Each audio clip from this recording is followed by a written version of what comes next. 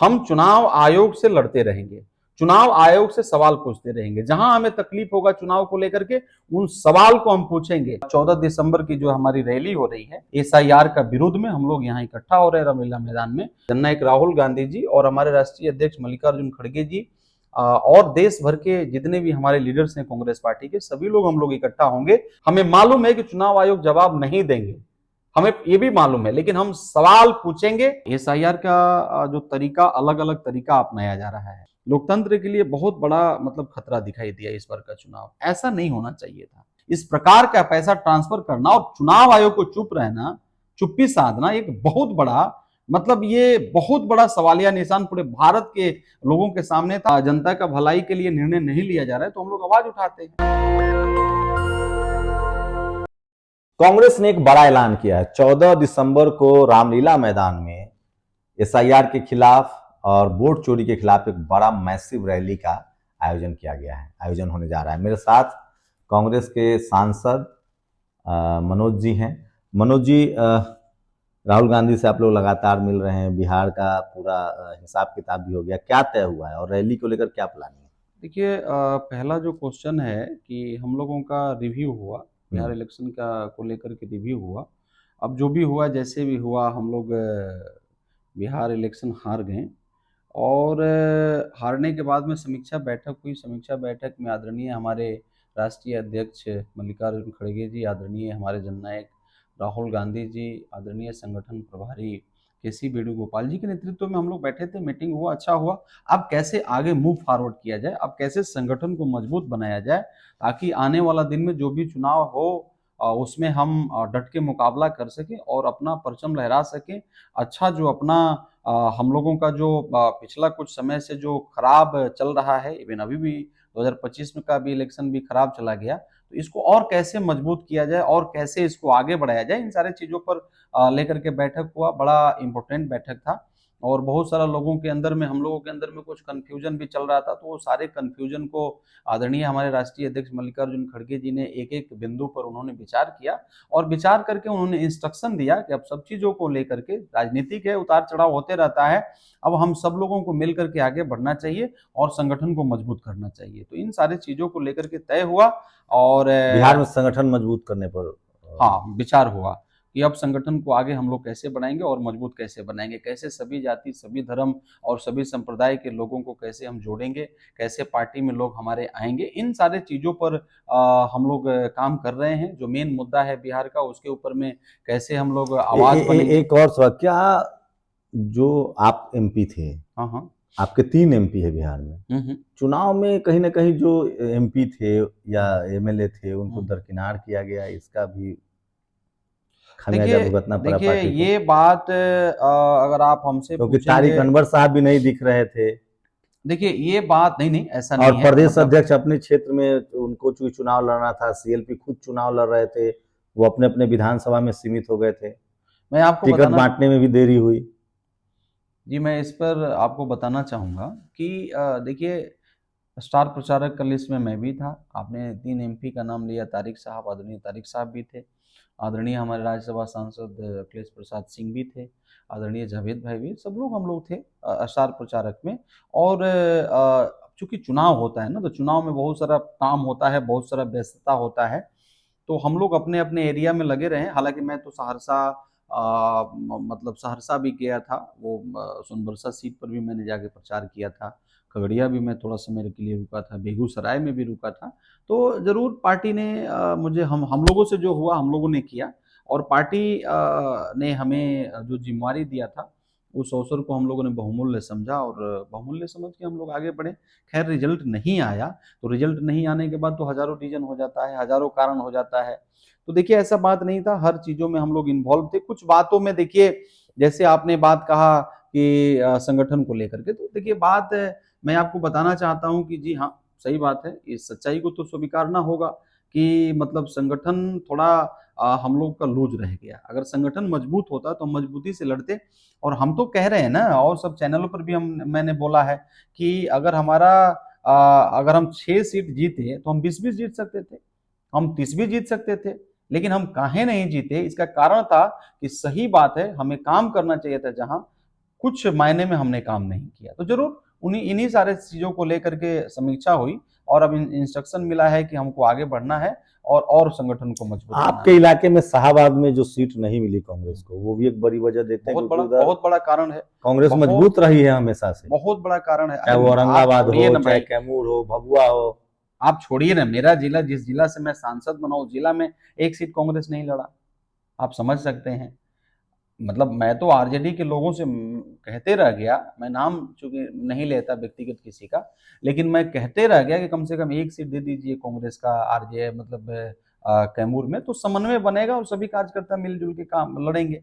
हालांकि कोई बात नहीं मिला, उसके बावजूद भी हमारे जितने भी कांग्रेस पार्टी के कार्यकर्ता थे और इंडिया गठबंधन के जो भी हमारे कहने का मतलब वो वर्कर थे, लीडर थे, सब लोग मिलकर के काम किया, अपना जो गठबंधन धर्म है वाली रैली। एक चीज आप इसको इग्नोर नहीं कर सकते हैं ना, जो फ्रेंडली लड़ाई हुआ ये तो सब एक्सेप्ट कर रहा है, 10 ही सीट पर हुआ, लेकिन मैसेज तो 100 सीट पर गया ना कि ये फ्रेंडली जो लड़ाई हो रहा है वो नहीं होना चाहिए, तो उसका भी तो असर पड़ा ना।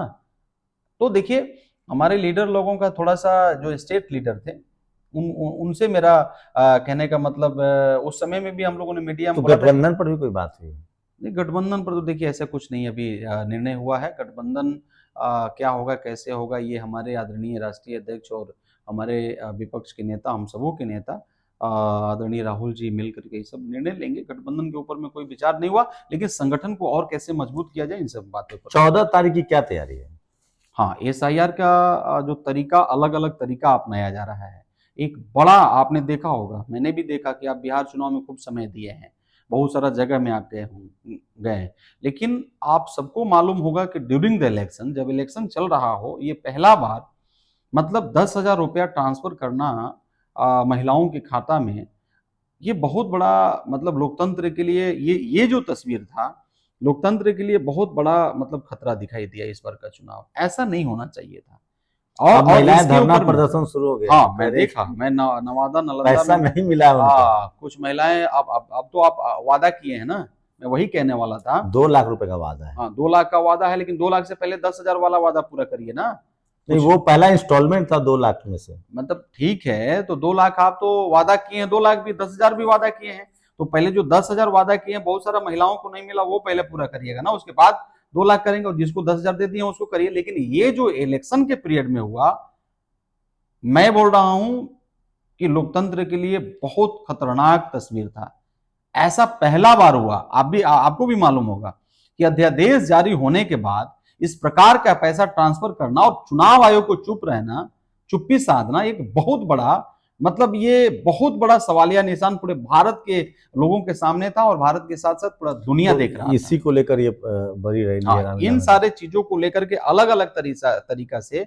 अच्छा, एक चीज जो आपने भी देखा, आज मैं देख रहा था, एक हमारे मतलब बंगाल के सांसद हैं, हम ही लोग के साथ बैठते हैं, उन्होंने आज पूरा प्रमाण के साथ, वो जो बीएलओ डेथ हो गया और जो टीचर थी, 25 बीएलओ की मौत हुई है। 18 से 19 मैंने देखा सोशल मीडिया में, आप 25 कह रहे हैं। 25 हुई है टोटल। अच्छा, ये बताइए। अच्छा, सबसे ज्यादा 9 मध्य प्रदेश में, फिर बिहार, यूपी में 4-5 लोग मरे हैं। अरे एक तो सुसाइड नोट लिख कर, एक तो नोट लिखा है कि मेरी जो डेथ होने जा रही है इसी कारण से होने जा रही है। लोग फांसी भी लगाए, फांसी भी लगाया लोग। तो अब आप बताइए कि इसका जिम्मेवार कौन होगा, इसका जिम्मा कौन लेगा? हमारे लिए तो सब इंपॉर्टेंट है ना, एक एक जिंदगी इंपॉर्टेंट है भारत देश का। अब इस पर चुनाव, अच्छा वो जो दुनिया में नहीं रहे, उनका बेटा बेटी का कौन होगा, उनका माता पिता का कौन देख रेख करेगा? क्या संसद का सत्र चल रहा शुरू होने वाला है 1 तारीख से, ये कांग्रेस पार्टी इसको भी मुद्दा बनाएगी। अच्छा, संसद बना क्यों है, हम लोग सांसद बने क्यों हैं? इसी आवाज के लिए ना, मैंने परिभाषा तो यही है ना कि हम लोगों को जनता चुन करके क्यों भेजा है, इसी मुद्दा को उठाने के लिए ना। तो जरूर एक ये भी मुद्दा होगा। मुद्दा तो बहुत सारा बनने जा रहा है। आपने आज देखा, मीडिया बंधुओं के साथ में आज मैं बैठा हुआ था, तो मैं देखा कि जीडीपी का बात लोग कर रहे हैं, यहाँ प्रदूषण फैला हुआ है दिल्ली में, उसके ऊपर में कोई बात नहीं कर रहा है। जीडीपी बहुत बढ़ गया, अरे जमीन पर तो जाइए ना भैया, जमीन पर जाके देख लीजिए, गरीबी कैसे चरम सीमा पर है, दिल्ली में प्रदूषण कैसे चरम सीमा पर है, सांस लेना मुश्किल है वहां, यहाँ। मतलब इन सारे चीजों पर जो मेन मुद्दा है उसके ऊपर तो बात। तो देश भर के सांसद अब आएंगे, दिल्ली रहेंगे, पूरा 1 महीना, प्रधानमंत्री को भी रहना पड़ेगा, प्रधानमंत्री जी भी आएंगे, पूरा कैबिनेट यहाँ रहेगा। मतलब पूरा, आपको मालूम है हमारे देश में लगभग बहुत सारे देवी देवताएं हैं, लेकिन अगर आप देखिएगा लोकसभा में तो 543 हम लोग देवी देवता हैं। मतलब यही है ना जी, जो जनता का कल्याण करता है वही, मतलब ये भी तो हमारा जनता भगवान है हमारे लिए। लेकिन ये 543 यहाँ रहने जा रहे हैं, ऐसा हवा। और जो हमारे वरिष्ठ सांसद हैं, जो वरिष्ठ सांसद हैं, उनके लिए क्या कहिएगा, जो कि अभी भी बहुत सारा रोग से, बीमारी से जूझ रहे हैं, उसके बावजूद भी मैं देखता हूं सदन में जाते हैं, जिनको कुछ चल नहीं जाता है वो भी आते हैं। उनके लिए क्या कहिएगा, वो आखिर कैसे अटेंड करेंगे इस हवा में।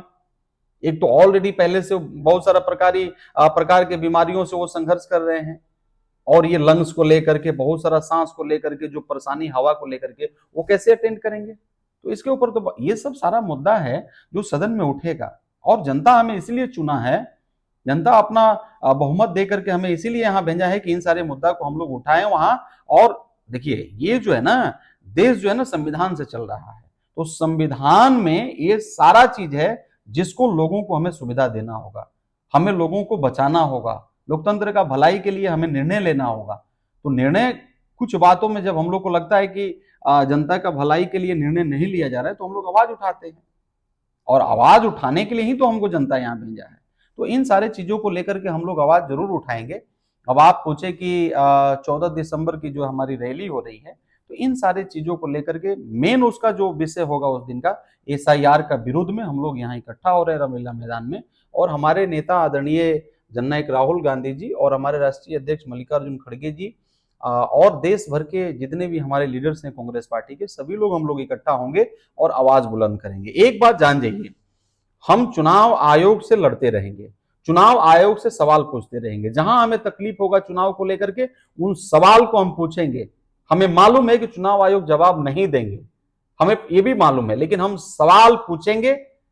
अब इसको लेकर के अगर किसी को लग रहा है कि हमें सवाल नहीं पूछना चाहिए, तो ये उनकी सोच है। हमारी सोच ये है कि जहां कठिनाई होगा चुनाव को लेकर के, हम सवाल उनसे पूछेंगे और पूछते रहेंगे, अंत तक पूछेंगे। तो बिल्कुल कांग्रेस ने तय किया है कि वो संसद में भी और सड़क पर भी, दोनों जगह SIR के मुद्दे को लेकर, राहुल गांधी ने वोट अधिकार यात्रा भी बिहार में निकाला था, तो कांग्रेस की फिलहाल रणनीति है कि संसद में भी और सड़क पर भी 14 दिसंबर को रामलीला मैदान में SIR को लेकर बड़ी रैली होने जा रही है। शुक्रिया सर हमसे बातचीत करने बहुत बहुत के लिए। धन्यवाद, thank you. Thank you sir. आप लोग अपनी राय जरूर दीजिए पूरी बातचीत पर। शंभू कुमार सिंह, नेशनल दस्तक, दिल्ली। धन्यवाद। दस्तक की आपसे गुजारिश है कि अगर इसको बचाना चाहते हैं तो नेशनल दस्तक को सब्सक्राइब करने के लिए रेड कलर के सब्सक्राइब बटन को दबाएं, फिर बेल आइकन की घंटी दबाएं। नेशनल दस्तक को बचाने के लिए बहुत जरूरी है कि हर खबर को शेयर करें, लाइक करें, कमेंट जरूर करें।